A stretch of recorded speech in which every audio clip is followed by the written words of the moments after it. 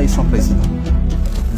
Le siège présidentiel est vacant, personne ne veut en parler. Et je vais vous dire pourquoi. Ça, je peux faire rapidement une parenthèse. Tout le monde sait qu'il est malade et qu'il est allé se soigner à l'étranger.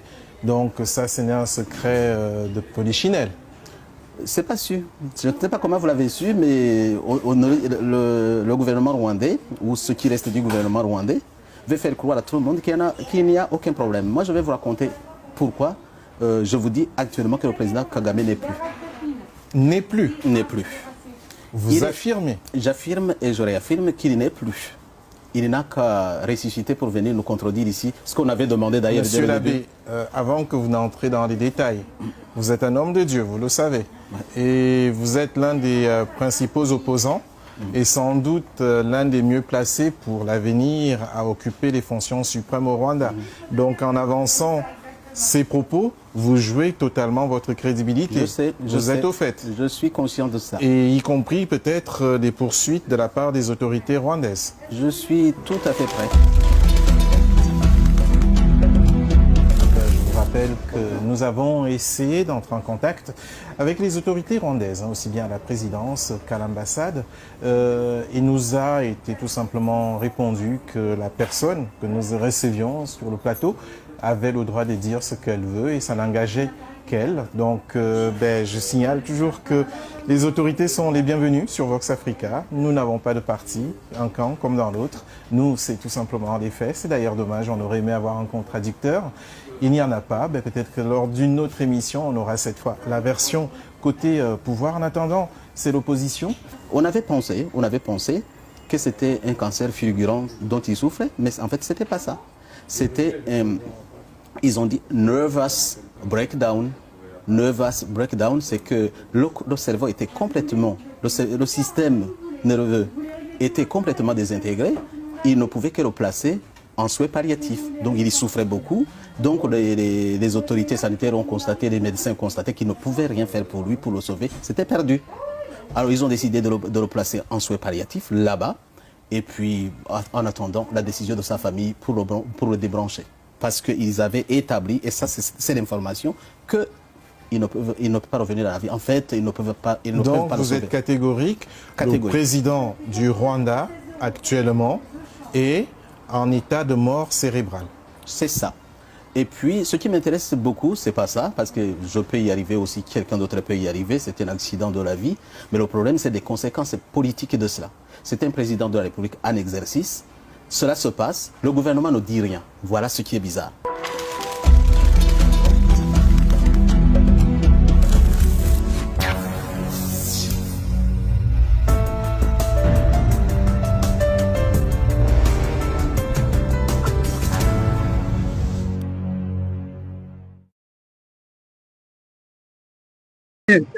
Yami Balete Kosolana Bino Awawa, pour comprendre que non, concernant la création de la société, il y a jardinage, nous exportons, on va créer na Goma.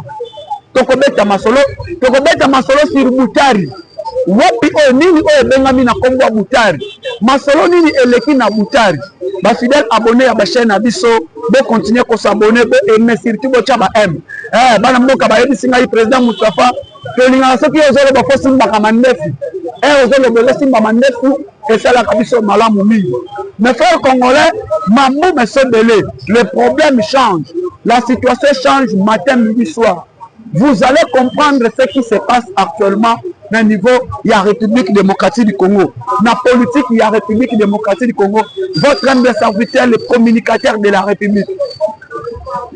Bande Konangaï, Bakongoman, tout le bélanté sur mort, il y a Paul Kagame. Est-ce que Paul Kagame est mort? Ou Paul Kagame n'est pas mort? Est-ce que c'est mort au Bini? Oh, bah, tu vas dire que Kagame a Koufi. Est-ce que c'est solo Kagame a Koufi? Est-ce que c'est solo Kagame a Koufi? Awa et Bini. Bitumba Awa et Telemi entre Israël et Iran. Demandez que Iran et le Bini. Bakokende bakota jusqu'à ce que Bakanga Mouto Bobengi na Kongo Benjamin Netanyahu. Benjamin Netanyahu est le premier ministre israélien. Ba iranien balobi fo bakanga ye par rapport ya ba crime et asali batu oye abomi parce que guerre, troisième guerre mondiale, yango est identifié. Bande konangai tokende, est-ce que tokete tozokende na troisième guerre mondiale, oyo ozoko se déclencher na niveau monde. Nde bomoni ete par rapport ya bitumba ya Israël na Iran, par rapport ya biso pe na kati ya mboka na biso, le pays est en guerre. Maintenant parlons un peu de la politique de la République démocratique du Congo.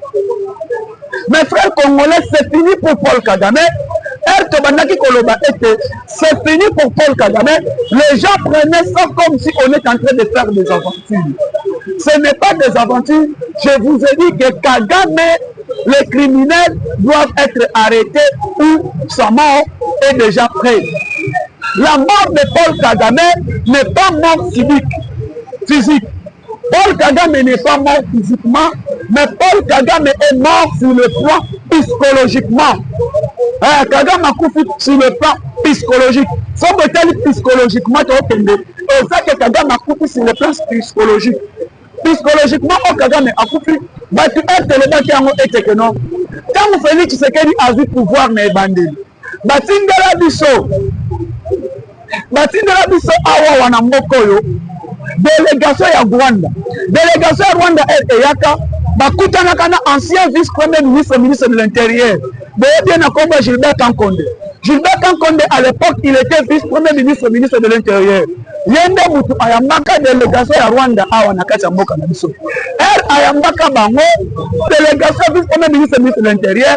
Ba Rwanda wana bayaka na plan moko. Plan o bayaki nango ezani l'accord au Bassignaka na Kabila.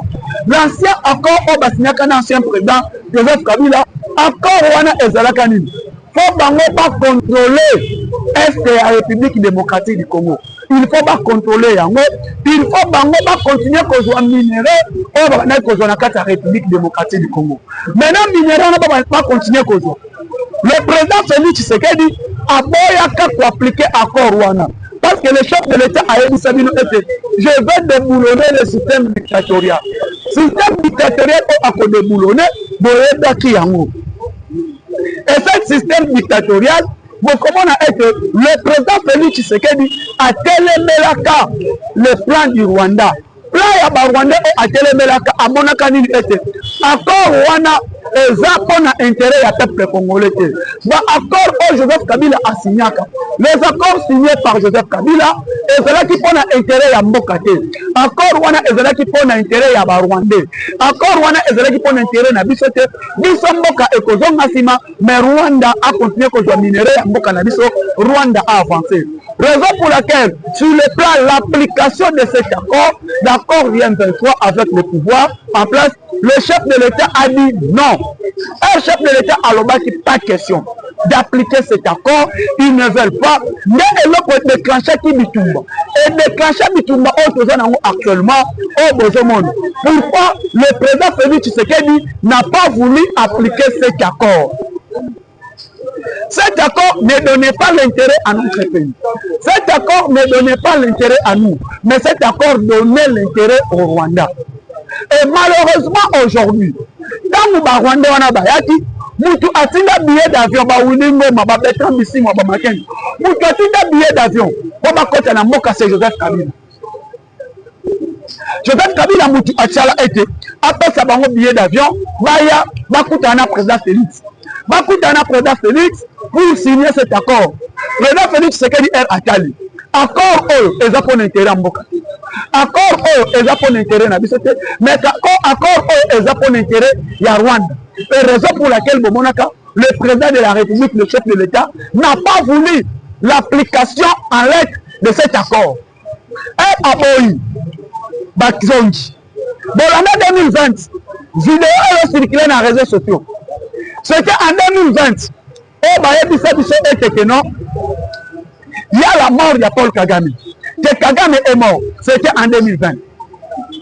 2020, vidéo a évidemment sur la mort de Paul Kagame. Le lot en 2025. Le même vidéo est emboli que Kagame est mort. Est-ce que Kagame est mort? Oh, bah, tu vas comprendre. Est-ce que Kagame a couffé? Maintenant, il y a Kagame a couffé sur le pas physiquement. Mais Kagame est sérieusement malade. Le président rwandais Paul Kagame est sérieusement malade. Oh, bah, tu vas y bander en Wana.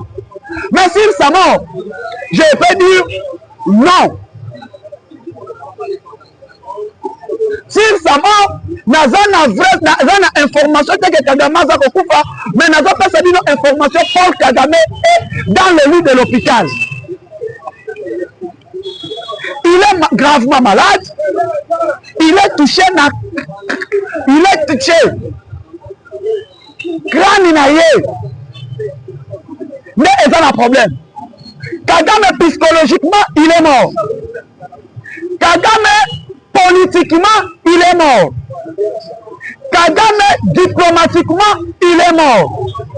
Kagame économiquement, il est mort. Mais Kagame physiquement n'est pas mort. On a beau comprendre en bon. On a besoin de se dire na angle. Pourquoi on a dit psychologiquement Kagame est mort? Parce qu'il est cerveau naïe et donc on réfléchit sur bien que. Cerveau à Paul Kagame a donc on réfléchit sur bien que. Mais et là qu'on a dit si nous était que non, psychologiquement Kagame est mort. Et les lobes de Konanga Congolais. Herbomoni, les opposants rwandais, bakomi ko bimela bansi, bakomi ko bimela vidéo sur la mort de Paul Kagame. Et les lobes Kagame achève vice-premier ministre naïe qui signe l'intérim. C'est que Kagame n'est pas mort, n'est pas en vie. C'est que Kagame a un problème. Et Kagame a un minute. Ana ville ya minute na Allemagne. Place oyo soin na ye. Place bazona de la santé na ye. Eza na Allemagne. Bazona de la santé na ye. Place bazona de traitement. Place wana mutu azokota te. Mwasi ne kaka esili na parsec na ye. E eza mwana na ye. Na hôpital o Kagame aza internet. Mutu azokota waka eza mwasi na ye. Parsec na ye et aza mwana na ye. Et les lobes de Koba Congolais et c'est moi ezani parce que ko sepela na liwa ya moninga te. Mais c'est mon nga ezani. Oyo ye alona ki na mboka oyo yango Kagame azobuka. Liwa na ye to ko betela ngo maboko. Kagame soki akufi pour nous les Congolais to ko betela maboko pourquoi? Parce que combien de morts en République démocratique du Congo oyo Kagame abomi. Bakimoni oyo bakufi na mboka oyo commanditaire ya mort na bango eza Kagame. Alors liwa na ye biso foto mela. Alors ngai na lobaki yango soki Kagame akufi lelo eza ki fona sepe. Mais vidéo oyo bomoni ba opposant bazokozongisa vidéo na ye naza nango et vidéo wana bazongisa yango na ba opposant na ye. Pourquoi? Parce que bango pe bazolandela parce que jusqu'à présent communiqué officiel ya Rwanda ezobimate et puis na kati ya Rwanda panique ezali. Panique ezali par rapport ya santé ya président na bango. Par rapport ya santé ya chef de l'État na bango. Et aujourd'hui maintenant, c'est que le Rwanda est arrivé à Kagame. Je vais dire que ceci. Kagame doit comprendre.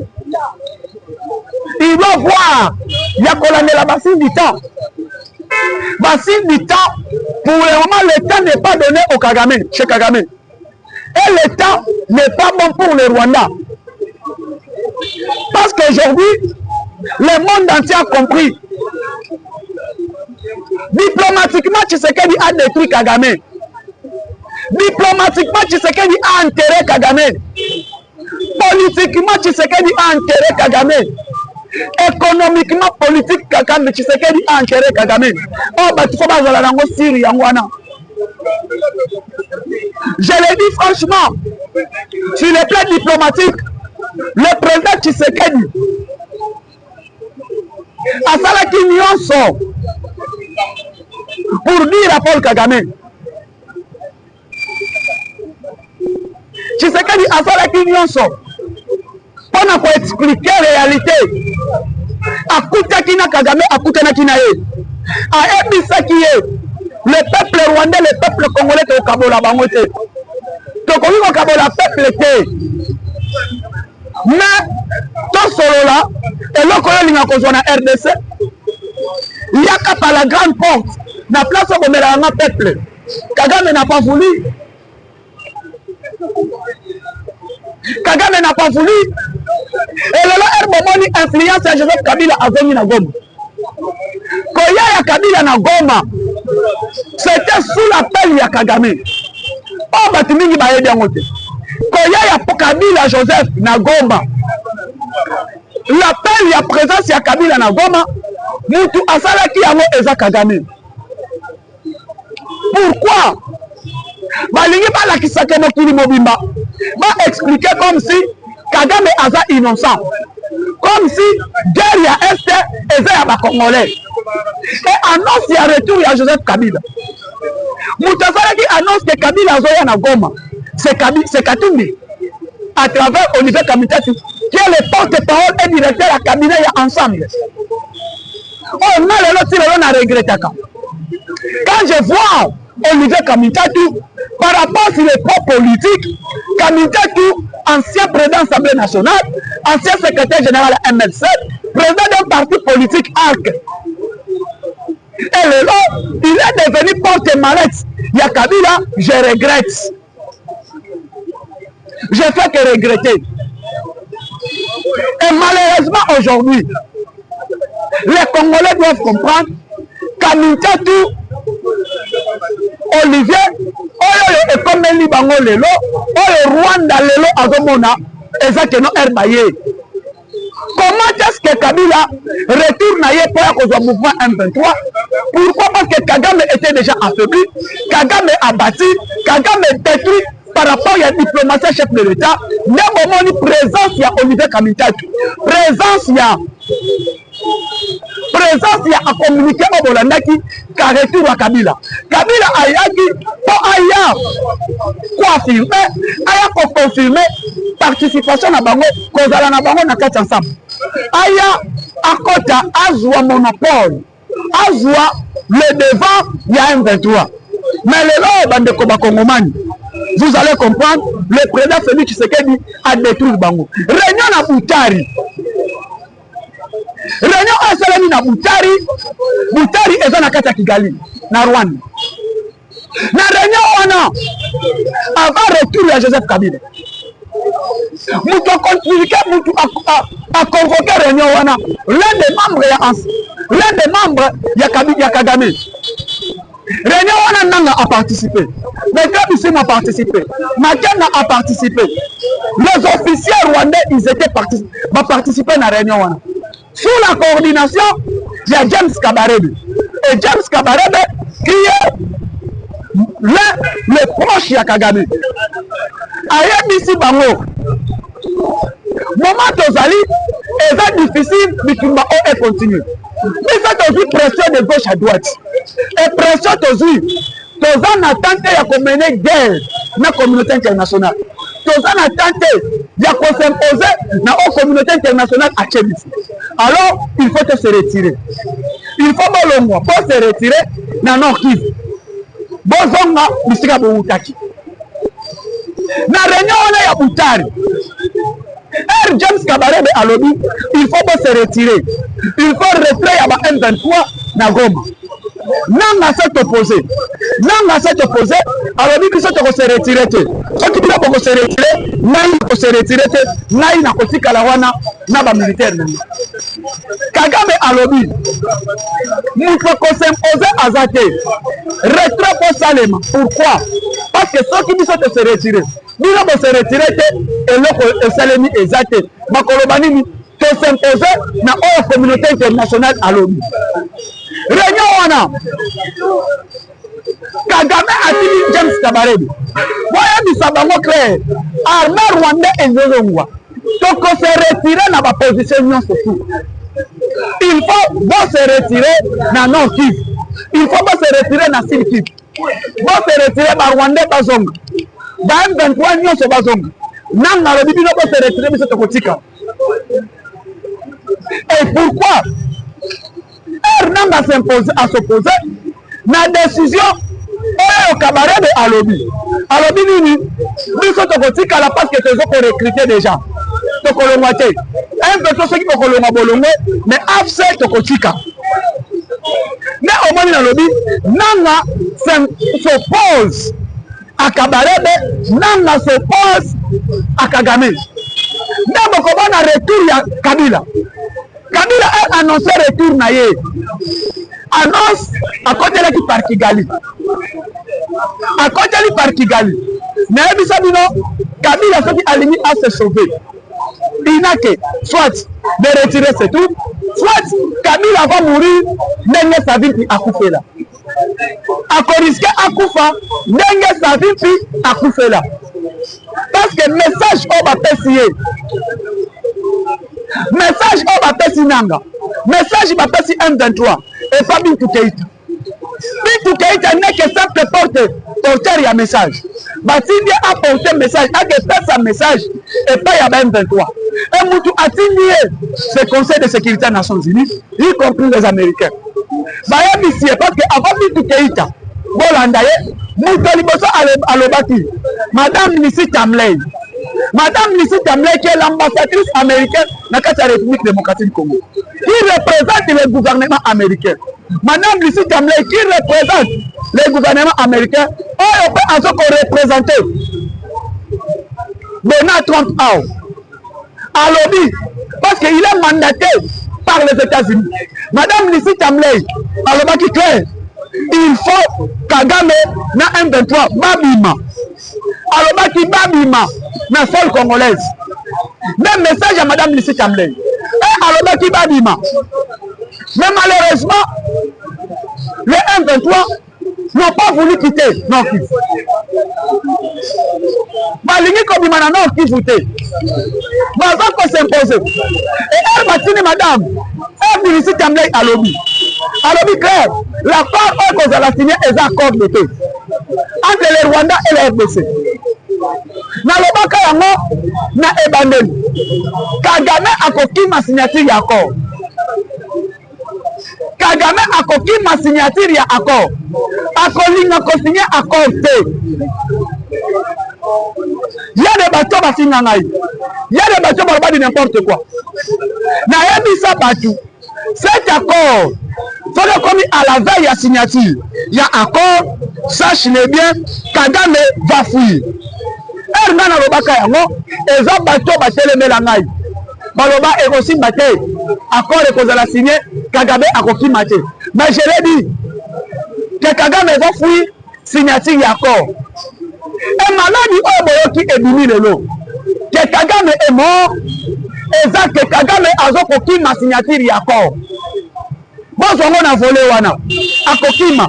Mais les États-Unis mettent pression. Alors, accord et cause à la signer, même pas celui qui va jouer l'intérim, à Paul Kagame. Ce qui Kagame a boy, le ministre des Affaires étrangères, M. Olivier Ndoumire, va composer pour la signature de l'accord. Va composer Olivier Ndoumire, il va signer l'accord, il y a pour représenter Paul Kagame. Il va signer cet accord. Et bon, pression oyo monsieur Olivier Ndoumire azokozwa, pression oyo Kagame azozwa, Kagame asengi abandon. Kagame asengi nini? Abandon.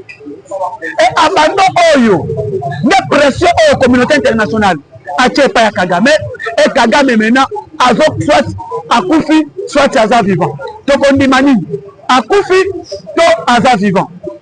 Et malheureusement, mes frères congolais, aujourd'hui, la République démocratique du Congo est victoire. Akufi, mort ya Kagame, exactement, la diplomatie, Otshisekedi Achenata. Le secrétaire général des Nations Unies, Antonio Guterres a yebisa mokonzi mboka clair. Antonio Guterres a yebisa chef de l'État. Claire, Eraya. Président Félix Tshisekedi aloba. Pourquoi vous coopérez avec Kagame? Et vous le savez que Kagame est sanguinaire. Vous le savez que Kagame est mort à Zoboma. Kagame a Zoboma bat. Et bien, nous allons continuer à collaborer na yé. Na place oyo, nous allons collaborer na République officiellement. Mais pourquoi passer par Kagame? Pourquoi vous voulez passer toujours par Kagame pendant que la République démocratique du Congo est là? Vous collaborer avec le Congo, vous passez toujours par les Rwandais. Et Antonio Guterres a dit, chef de l'État et le Congo.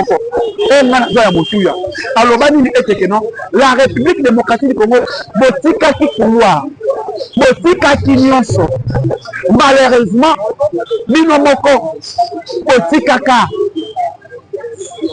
Il n'y a eu pas un interlocuteur qui peut parler pour la République démocratique du Congo pendant 18 ans.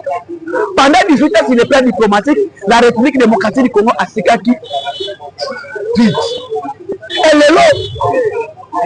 le Ouazalendo, Ouazalendo, Mouzelendo 001, le chef de l'État a tient en place ministre d'État, ministre des Affaires étrangères, on a un Ouazalendo. Pour défendre Moka dans les salons diplomatiques. Et vous allez voir, dans tous les salons diplomatiques, la République démocratique du Congo est présente. Et cette diplomatie de Mme Thérèse Kaïkwamba, de Bomoni et Bomi Kagame. Économiquement, Kagame aussi, le Rwanda est mort. Économiquement, le Rwanda aussi est mort. Pourquoi? Parce que le plan économique, Rwanda minéré naïe. Et Kamasute. Or naïe et Kamasute. Pourquoi? Parce que Rwanda a profité, elle a fait sa M23, a profité à prier minéraux, à récupérer les minéraux, à prier l'union et tout, à faire ma belle, à et aujourd'hui, cette diplomatie que le chef de l'État a mis